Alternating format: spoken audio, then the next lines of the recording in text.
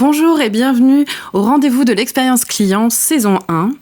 C'est un événement qui est organisé par Assurenco et la ROAM. Bonjour messieurs. Alors, je me présente tout d'abord, Claire Morel, je suis journaliste spécialisée sur les sujets de l'expérience client et je suis ravie d'animer cette première web TV pour cette année 2020. On va parler justement des tendances de l'expérience client en 2021, mais avant d'entrer dans le vif du sujet, petite présentation messieurs, Stéphane Saval, Assurenco. Qui est Assurenco? Que fait Assurenco?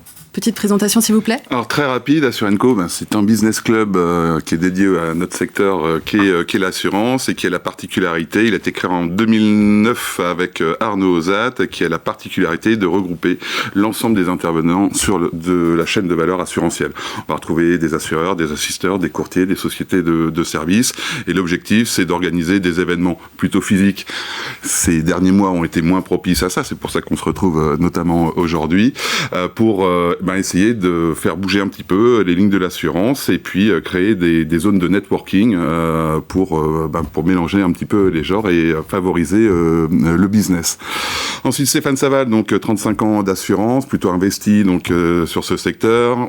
J'ai cofondé avec le même Arnaud Ozat la FG2A en 2012. Alors pourquoi cet événement? Les rendez-vous de l'expérience client. Je dirais 3 mots: volonté, opportunité et rencontre. Volonté, ça fait 2 ans qu'Assurenco adresse cette thématique au travers de nos sessions physiques, maintenant webinar. Opportunité, pourquoi? Parce que nous avons Zendesk qui est un partenaire et qui réalise tous les ans un baromètre, nous allons le voir, et qui met à disposition des entreprises des outils pour optimiser cette relation client. Enfin, rencontre avec ROAM. On a partagé cette conviction comme quoi l'expérience client utilisateur, elle était l'un des enjeux les plus importants dans le secteur d'activité, et en partageant cette conviction, on a eu envie de co-organiser ces rendez-vous de l'expérience client saison 1, épisode 1. Alors, Michael Mallet, justement, la ROAM, est-ce que vous pouvez nous expliquer déjà ce que c'est que la ROAM et ensuite nous parler justement de ce nouveau partenariat? Alors, ROAM, c'est la plus ancienne association du secteur. Elle date de 1855. Alors, je vous rassure, je vais pas retracer toute l'histoire. C'est un regroupement de 70 sociétés d'assurance représentées par principalement des directeurs généraux, et c'est un club de dirigeants où ils se réunissent pour échanger sur l'actualité, la réglementation et évidemment toute la digitalisation du secteur. Et pour reprendre les mots de Stéphane et de Arnaud, on a signé un partenariat en octobre 2020. Vous voyez, même pendant la crise, on est resté en contact, et on a profité de tout de suite cette reprise, de se voir et de vous voir là en vrai. Je peux vous dire que ça fait vraiment du bien. Pour organiser, c'est rendez-vous de l'expérience client, parce qu'évidemment c'est le cœur de l'activité de ROAM, ces échanges, et donc ça nous paraissait important. On va mettre à l'honneur 2 entreprises sur les 70 de ROAM, donc je remercie encore les dirigeants qui vont venir, la Mutuelle de Poitiers et SMA, principalement des entreprises mutualistes, mais on est sur les 3 codes des assurances, code de la mutualité et code de la sécurité sociale. Voilà, donc on est sur l'ensemble des codes et l'ensemble des familles de la Fédération française de l'assurance. En tout cas, voilà, on est ravis de présenter cet événement, aussi en partenariat avec Zendesk, qui va nous présenter l'étude. Bon, je vous fais pas tout le programme, voilà, mais c'est un bel événement, c'est la concrétisation d'un partenariat. On est ravis, comme vous l'avez dit, c'est la saison 1. Très certainement, il y aura une autre saison, puisque je suis en évolution au sein de ROAM. Vous en saurez plus dans quelques heures. Mais voilà, on est ravis de faire cet événement, et je remercie encore toutes les équipes de ROAM et vous tous ici présents, et la technique.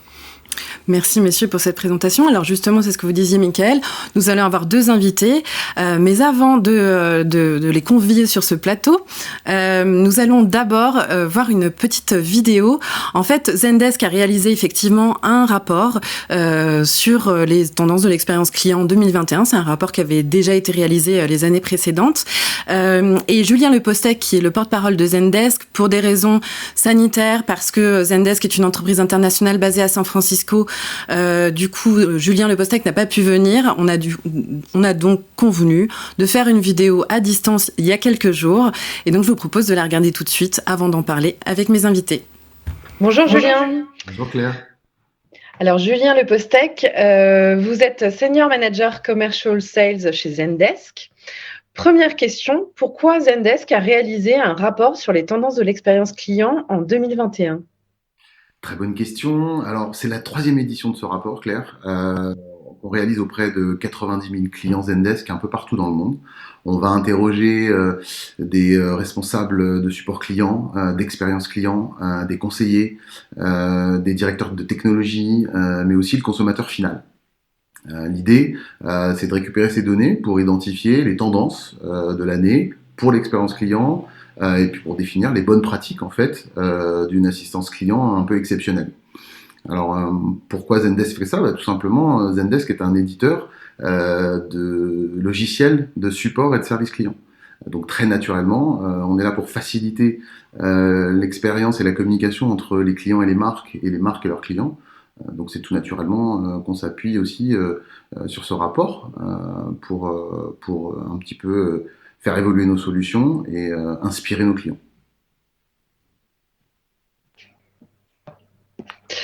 On le voit dans de nombreuses études récemment, mais depuis déjà 1 ou 2 ans, et on l'observe aussi dans le rapport que Zendesk a réalisé.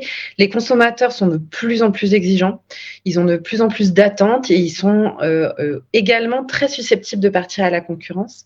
Et en face, les entreprises doivent vraiment répondre à ces enjeux au risque d'en perdre certains en route.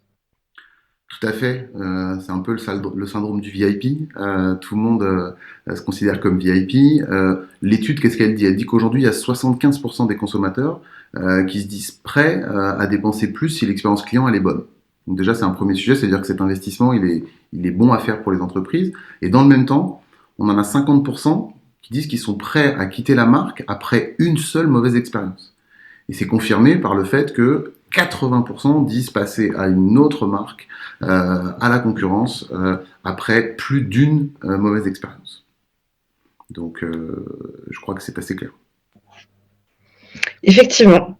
Alors, une question aussi sur les collaborateurs, ceux qui s'occupent des clients, parce que finalement, ces attentes, ces exigences de la part des consommateurs reposent finalement en grande partie sur leurs épaules. C'est ça, tout leur arrive de plein fouet, j'ai envie de dire.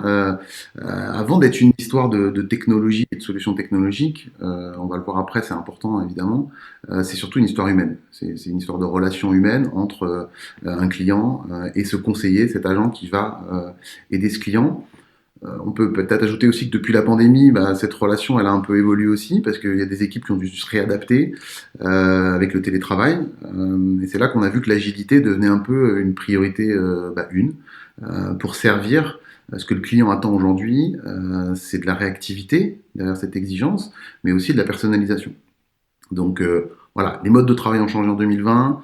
La moitié des équipes ont été amenées à travailler, voire même plus parfois, à distance en télétravail. Un tiers des équipes aussi ont vu leur effectif se réduire, des entreprises qui ont souffert, donc il faut être encore plus agile, encore plus efficace. Donc pour nous, c'est la priorité numéro 1 des entreprises en matière d'expérience client, être agile. 70% aujourd'hui des conseillers travaillent sur 2 ou 3 canaux de communication. On a connu ça pendant des années, la spécialisation du conseiller par téléphone, celui qui était plutôt spécialisé à l'écrit. Aujourd'hui, c'est plus le cas. On a besoin de pouvoir jongler, de prendre l'appel d'un client, de l'enchaîner avec un email, de récupérer une discussion instantanée sur un chat ou sur une messagerie. Ce qui ressort aussi beaucoup, c'est que la plupart des conseillers nous disent qu'il manque d'informations sur les clients. Et donc, ils n'ont pas ce qu'il leur faut finalement pour servir cette personnalisation. Il y en a 68% qui nous disent qu'ils sont un peu dépassés par les événements. Donc, il faut les aider absolument. 40% des managers vont renforcer cette impression en disant qu'aujourd'hui, ils ne sont pas bien équipés en fait, pour pouvoir répondre à ces exigences. Alors en fait, on se rend compte que finalement, les métiers se complexifient. pour ceux qui sont en charge des clients. Diversité des canaux, comme vous le disiez, diversité aussi, développement des outils. Mais du coup, quels sont les leviers d'optimisation, d'amélioration de cette expérience collaborateur pour qu'ils puissent mieux servir les clients? On le disait, on remet souvent la faute sur le conseiller. Le client le fait, puisque c'est lui qui est en première ligne. Est-ce que l'organisation, elle s'interroge vraiment sur les bons outils? Donc c'est une bonne question à se poser. C'est quoi les bons outils? Ce qu'ils nous disent aujourd'hui, à 29%, c'est d'avoir le profil complet sur le client. Qui dit profil complet dit réponse appropriée ou mise en place d'un processus approprié. Il nous parle aussi à 31% de la collaboration active entre les différentes équipes. La résolution d'une problématique client, c'est rarement l'affaire juste du conseiller. Pourtant, lui qui est en première ligne, mais pour répondre au client, il va souvent avoir besoin de collaborer avec d'autres équipes. Donc ça, c'est aussi un sujet, s'équiper pour mieux collaborer. Viennent ensuite les outils qui vont permettre une gestion omnicanale du client avec l'historisation de tous ces échanges. Ça, c'est un sujet qui revient tout le temps. Et derrière tout ça, on se rend compte que à 19%, je crois, c'est la formation qu'attendent les conseillers. Être mieux formés, et ça passe aussi souvent par l'accès à une base de connaissances complète. Quels sont les process, que dois-je dire aux clients, quelles sont ce que les informations que je peux communiquer aux clients et les procédures que l'entreprise met en place. Je vais donner peut-être des exemples un peu de vécu. Cette remise en question de l'entreprise, je crois que c'est souvent une culture. On entend beaucoup de mettre le client au centre. Tu connais sûrement PSA, un grand constructeur automobile. Quand tu es cadre dirigeant chez eux, tu passes par le service de réclamation client. C'est très formateur de garder ça en tête. Un autre exemple dans la mobilité, un acteur comme Blablacar va faire un truc assez impressionnant, c'est que ils vont avoir des profils au service de l'expérience client qui vont analyser les raisons pour lesquelles le client contacte, où sont les niveaux de frustration, qu'est-ce qui n'a pas été. Et l'objectif, ça va être de le réduire en amont. Ce que je dis par là, c'est que finalement, c'est pas que les conseillers ni la solution qui vont régler les problèmes, c'est aussi l'introspection propre de l'entreprise sur ses process pour éventuellement se dire en amont retirer cette frustration ou cette friction dans le parcours du client. On peut aussi parler peut-être j'en parlais tout à l'heure un peu de l'historisation. On a tous vécu ça. Moi, je suis sociétaire. Je fais une pub, mais c'est pas grave, à la Maïf. C'est assez impressionnant de voir que quand j'appelle un conseiller, qu'on se dit des choses, systématiquement, ce qu'on s'est dit va être suivi d'un récap qui est envoyé par email. C'est très rassurant. Si je rappelle ce même plateau, parce que c'est pas les mêmes personnes, c'est un plateau, le conseiller suivant, il est au courant de ce qui s'est passé avant. Je crois que ça contribue beaucoup. Donc, c'est-à-dire que ces entreprises-là se sont posées les questions de mettre en place ces procédures pour améliorer le confort de leurs agents pour servir les clients. Alors, dans cette émission, on s'adresse aux professionnels de l'assurance et des mutuelles. Est-ce que justement, ce secteur a des spécificités vis-à-vis du sujet? Est-ce qu'il y a des enjeux et puis peut-être des problématiques vraiment à prendre en compte par rapport aux tendances de l'expérience client, expérience collaborateur? Tout à fait. Comme tous les métiers, comme tous les secteurs d'activité, le digital a transformé beaucoup de choses. On a aussi des choses qui ont changé depuis quelques années, c'est le cadre législatif. Dans les assurances, dans les mutuelles, il y a des choses qui ont changé, qui font qu'aujourd'hui, le client est moins captif. On discute avec des mutuelles qui ont eu des clients captifs pendant des années, c'est plus le cas. Qu'est-ce que ça veut dire? Ça veut dire que c'est plus seulement le produit, on voit plus le client comme une transaction, il faut absolument qu'on le voit comme un client d'abord, avant le produit, parce que la différenciation de l'expérience client, c'est ce qui va le faire, en fait, changer de marque. Donc, les usages qu'on voit aujourd'hui dans certains secteurs d'activité innovants, comme le gaming, comme le retail, doivent aussi arriver dans ce secteur-là, on doit proposer aux clients des expériences sur le mobile, à travers des applications, avec un support immédiat dans l'application, et pourquoi pas même le support à travers des messageries instantanées qu'on a tous été amenés à beaucoup utiliser et qu'on utilisera de plus en plus à l'avenir. Très bien, merci Julien. Merci Claire. Je rappelle que les résultats de ce rapport sont disponibles sur le site de Zendesk. Tout à fait. C'est bien ça? C'est bien ça. Ils sont disponibles largement. Vous pouvez nous contacter, ajouter vos commentaires. On sera ravis d'interagir avec vous sur ce sujet. Parfait. Merci beaucoup. Merci. Alors pour commenter ces résultats, je suis accompagnée de Stéphane Désert, directeur général de la Mutuelle de Poitiers Assurance, et Gauthier Pop, directeur commercial de SMA. Bonjour messieurs. Bonjour.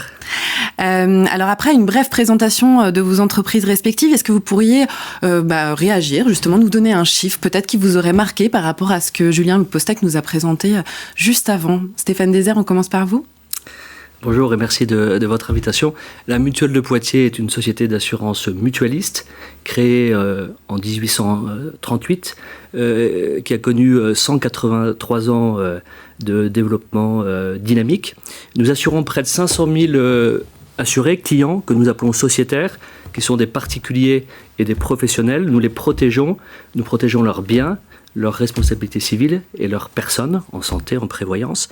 Nous proposons un modèle original avec une organisation très décentralisée, un siège social très léger et 300 agences de proximité qui sont chargées d'assurer la relation client, le suivi de la relation client, la gestion des sinistres.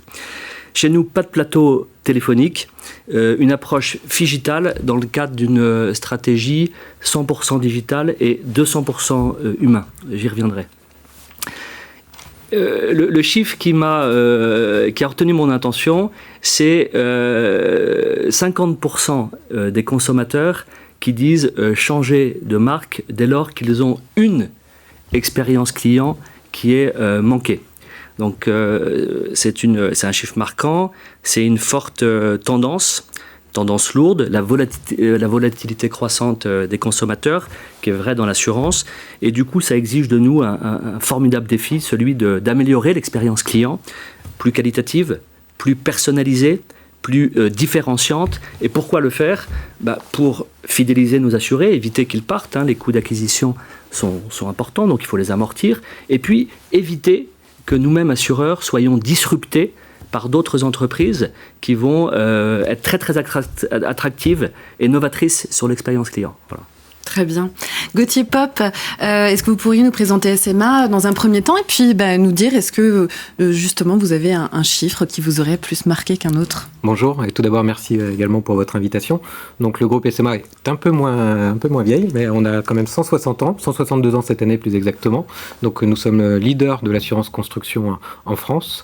C'est principalement deux mutuelles, la SMA BTP, qui apporte des solutions pour toutes les entreprises de construction, des solutions assurantielles pour toutes les entreprises de construction en France, et la SMA Vie, qui elle apporte des solutions d'épargne, de retraite, de santé et prévoyance pour les entreprises, mais également pour les dirigeants, leurs familles et les salariés des entreprises. Donc en quelques chiffres, c'est 2,5 milliards de chiffre d'affaires, un peu plus de 3 500 collaborateurs et 180 000 sociétaires. Le chiffre que j'ai retenu, ça va un petit peu dans le même sens, c'est les 80%. Les 80% qui sont prêts à changer de fournisseur à partir du deuxième incident. Et effectivement, c'est marquant comme chiffre. Il faut vraiment qu'on soit très très vigilant par rapport à la qualité de service qu'on apporte à nos sociétaires, justement pour éviter qu'ils partent à la concurrence ou dans d'autres sociétés d'assurance. Alors les enjeux justement dont vous parliez tout à l'heure, on va en parler. On va parler des réponses à ces enjeux que vous pouvez apporter dans chacune de vos entreprises. On l'a vu au travers des résultats du rapport. Les consommateurs sont de plus en plus exigeants. Ils ont des attentes fortes vis-à-vis des entreprises aujourd'hui, encore plus fortes qu'avant. Et je pense que la crise sanitaire n'a pas arrangé entre guillemets les choses. Qu'en est-il chez vos assurés? Est-ce que vous observez justement une hausse des exigences, des attentes vis-à-vis de votre entreprise? Oui, bien évidemment. La qualité de service, la réactivité et la proximité sont devenus des enjeux très très forts et des attentes très très fortes également de nos sociétaires.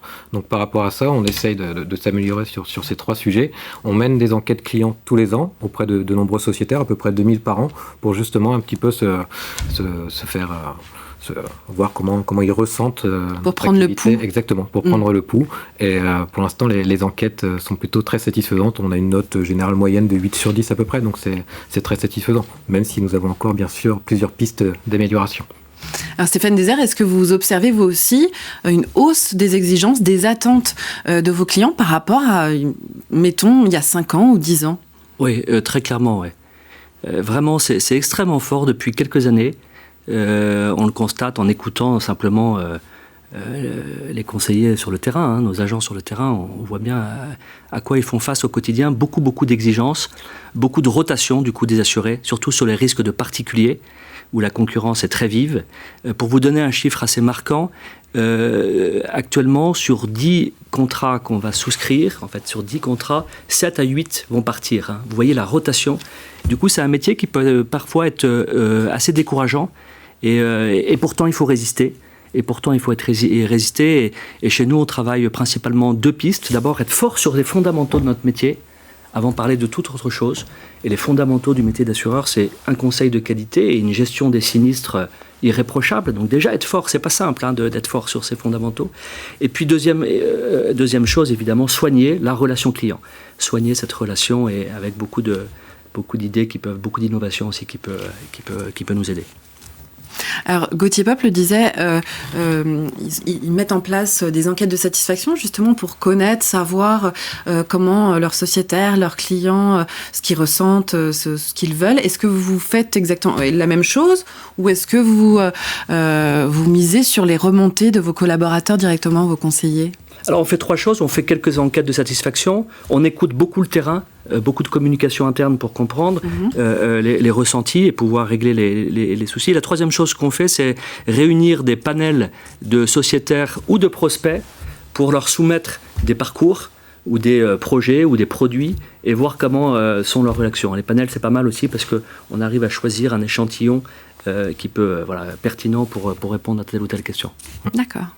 Sur le même sujet, nous avons également des comités consultatifs régionaux à la SMA qui se réunissent par région dans nos 8 régions 2 fois par an, où c'est également un panel de sociétaires qu'on interroge sur comment ils ressentent la qualité de service à la SMA. Donc on a des remontées directes de par ces sociétaires qui sont représentatives du secteur de la construction. Il y a des entreprises de grosses œuvres, de TP, enfin voilà, on essaie que ce soit un panel très représentatif et qui représente tous les secteurs confondus du secteur de la construction. Et c'est très très intéressant et très important pour nous de les écouter. Et c'est pareil, quand on sort des nouvelles offres, on les interroge également pour avoir leur premier ressenti, si ça répond bien à leurs besoins. Et comme ça nous permet d'avoir des remontées directes. C'est très important. Parfait. Quand on parle d'expérience client aujourd'hui, forcément, on parle aussi du rôle des collaborateurs, puisque ce sont eux qui sont en contact direct finalement avec les clients. Comme le disait Julien Lepostec dans la vidéo, l'expérience client, c'est surtout une histoire de relation humaine entre un agent, un conseiller et un client. Alors, quel est justement, chez vous, le rôle de vos conseillers par rapport à vos clients ? Comment vous les considérez ? Alors, il est central, d'autant plus que nous, on met en avant beaucoup la proximité. Peut-être que notre chance, c'est que le métier, finalement, d'assureur est parfois complexe. C'est un contrat, vous savez, à exécution successive. Il faut choisir des garanties et puis les faire évoluer dans le temps en fonction des parcours de vie de nos assurés. Et puis, il y a le moment clé. C'est la gestion du sinistre, l'objet du contrat, sa cause, son instruction, son règlement. Et face à cette complexité du métier d'assureur, les collaborateurs jouent un rôle absolument clé, un rôle de facilitateur, un rôle de conseil, et puis un rôle même d'accompagnant.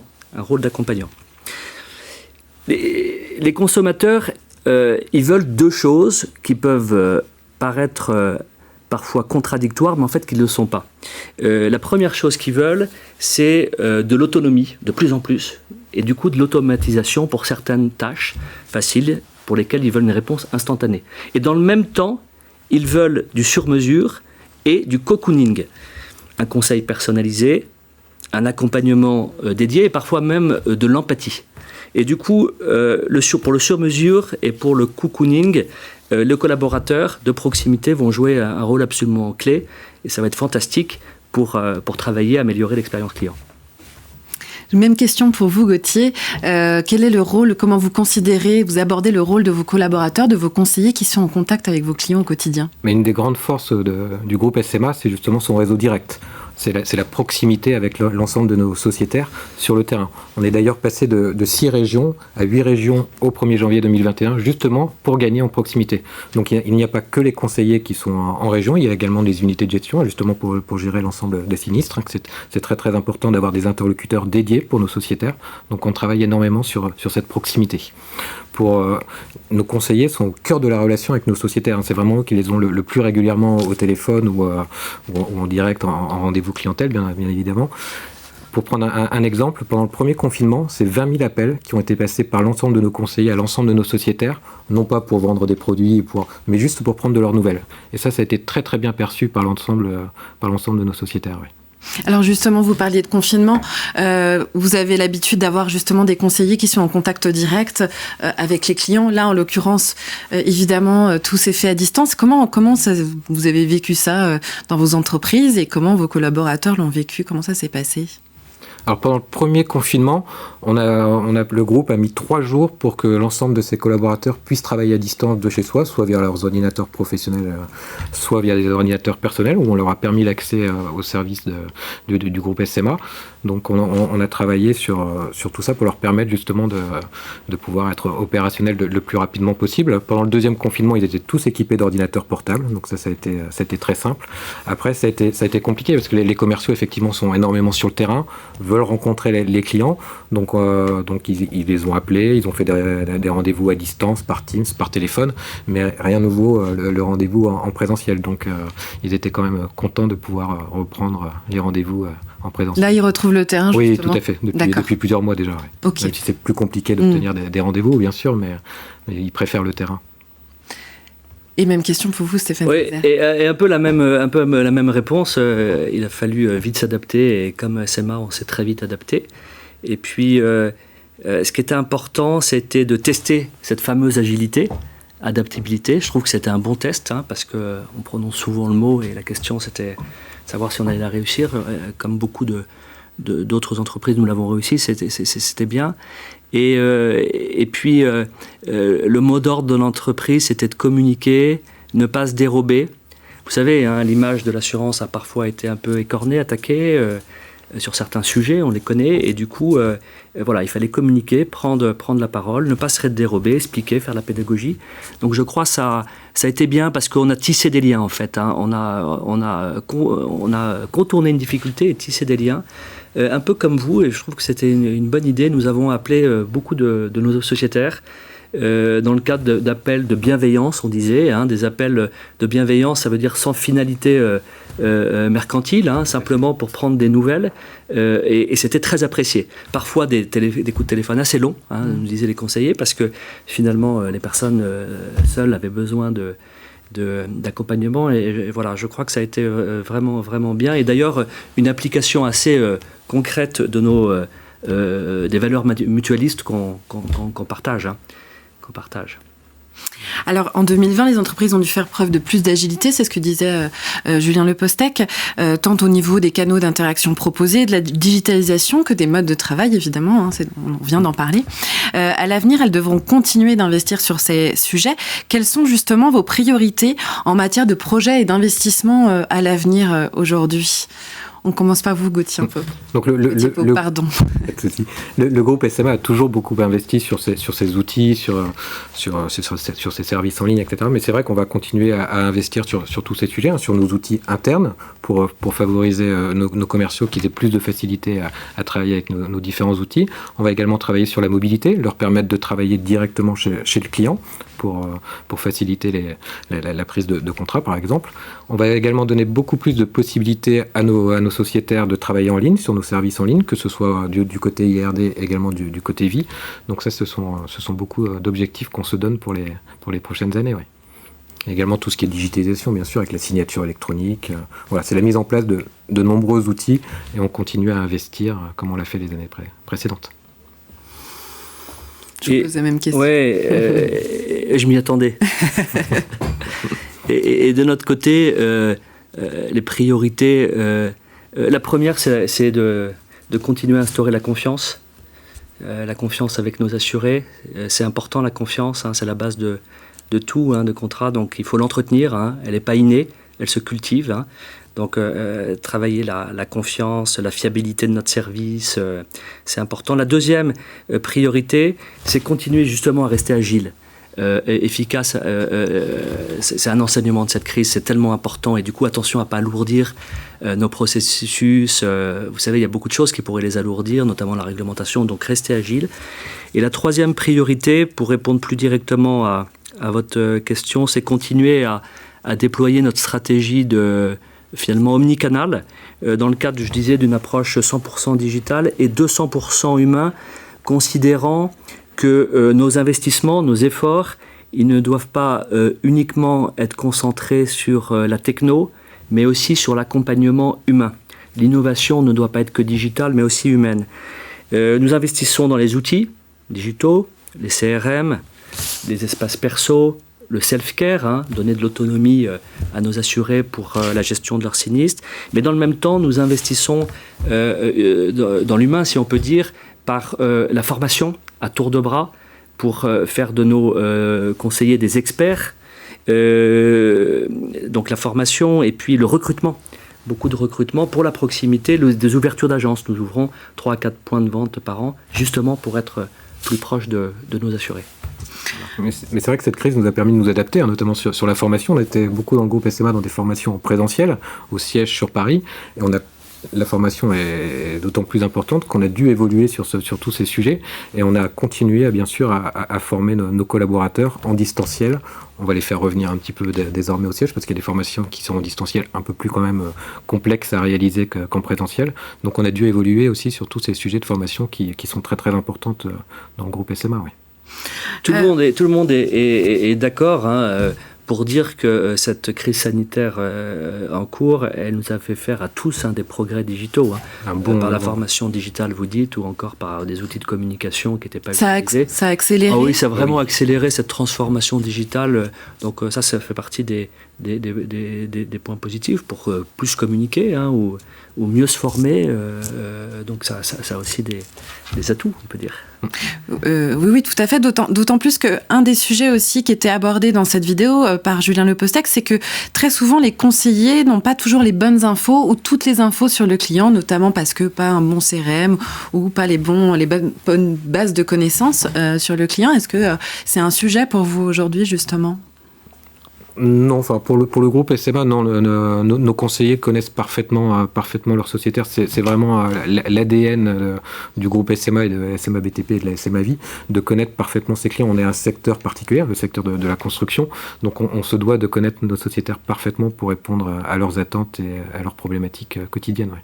C'est vrai que c'est le principe de la proximité, effectivement, que vous prenez, le fait que vous ayez, que ce soit des relations humaines de proximité et que les conseillers, les clients se connaissent plutôt bien. Donc, on n'est pas dans de la relation client à distance comme on peut le connaître dans d'autres secteurs. Il n'y a pas que même le conseiller, on a aussi nos assistantes. On a vraiment des binômes conseillers-assistantes qui sont en relation quasiment quotidiennement avec les sociétaires. Donc, c'est très, très, très important. Et puis, comme je vous l'ai dit tout à l'heure, nos unités de gestion qui gèrent les sinistres sont aussi en région, donc sont aussi amenés à avoir des contacts très réguliers avec nos sociétaires. Oui. Alors il y a des enjeux aujourd'hui aussi de personnalisation, c'est-à-dire que on le voit dans de nombreuses études et on le voit aussi dans ce rapport, c'est que les clients attendent maintenant qu'on leur parle de leurs besoins par rapport à leur profil, par rapport à leur parcours de vie. Et dans l'assurance, pour le coup, c'est un sujet, véritablement. On ne va pas proposer forcément le même produit à un client à tel moment de sa vie qu'à un autre moment. Comment, justement, vous abordez ces enjeux-là ? Toujours dans cette même continuité pour la Mutuelle de Poitiers, en essayant de déployer davantage notre stratégie 100% digitale, 200% humaine. Alors, au service de cette personnalisation, le digital peut aider. Vous parliez des CRM. Les CRM, bien sûr, il faut bien connaître ses clients, etc. Mais comme ils sont très exigeants, il faut être maintenant même proactif. Donc, par la gestion de la data. par la gestion de la data, en exploitant bien toute la donnée qu'on a, on va pouvoir voir si tel ou tel assuré a un découvert de garantie ou au contraire a trop de garantie pour pouvoir donner le bon conseil.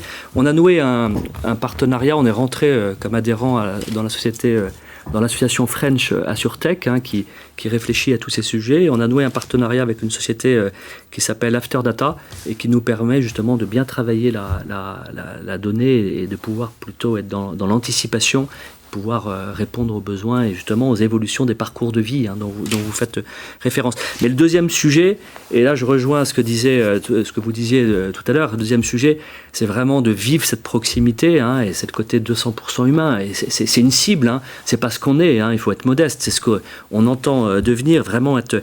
C'est pour imager. Il faut continuer à rencontrer nos assurés, il faut les découvrir, il faut s'occuper d'eux, il faut même les surprendre.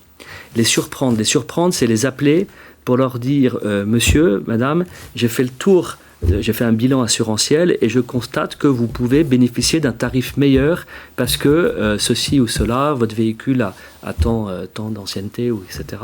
Et donc de les surprendre comme ça. Et je crois que c'est vraiment la meilleure expérience client qu'on puisse leur donner si on s'occupe d'eux et si on les accompagne. Voilà. Faire preuve de proactivité et ce que vous disiez, cocooner les clients comme vous disiez tout à l'heure. Moi, je crois que on a tendance à mettre les gens dans des cases, les jeunes, les vieux, et en fait, moi, je crois que toute génération confondue, les gens veulent que ça aille vite. Maintenant, ils sont exigeants, et même les anciens. Mais les gens, ils veulent qu'on s'occupe d'eux et qu'on fasse attention à eux. Voilà, je crois que c'est encore une vérité et je crois que c'est pour ça que nos modèles, finalement, qui sont assez basés sur la proximité, je pense qu'ils ont de l'avenir parce qu'on s'occupe des gens. Voilà, on s'occupe des gens. Tout à fait.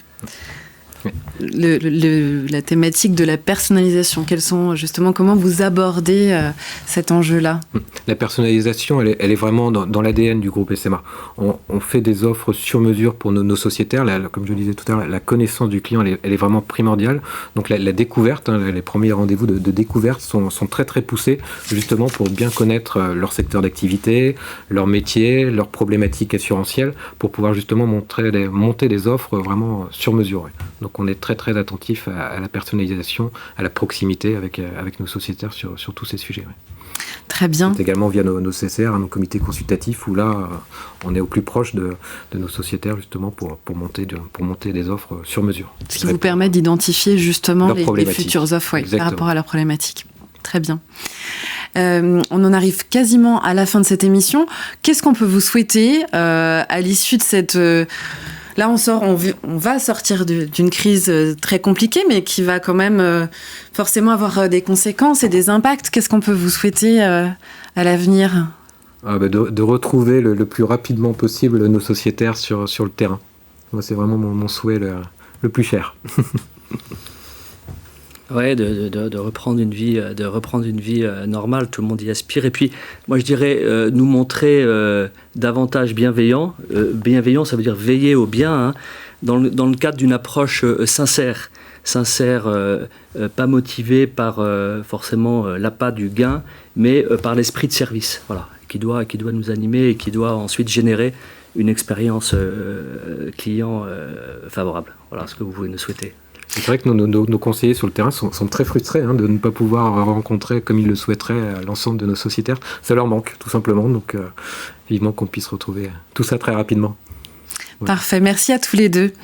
Nous arrivons donc à la fin de cette première saison des rendez-vous de l'expérience client qui aura désormais lieu chaque année. Je vous donne donc rendez-vous l'année prochaine en janvier pour une saison 2 et puis je vous laisse sur une vidéo de Majorel qui est un petit bonus en clin d'œil. Majorel qui est un acteur international de l'expérience client. Au revoir. Chez Majorel, vous n'avez pas envie de patienter au téléphone pendant des heures. Formidable, du xylophone. Vous ne voulez pas non plus passer de service en service avant de pouvoir enfin parler au bon interlocuteur. De vous à moi, un pirate ne risque pas de pouvoir vous aider. Ni de parler à un bot quand un humain serait plus adéquat.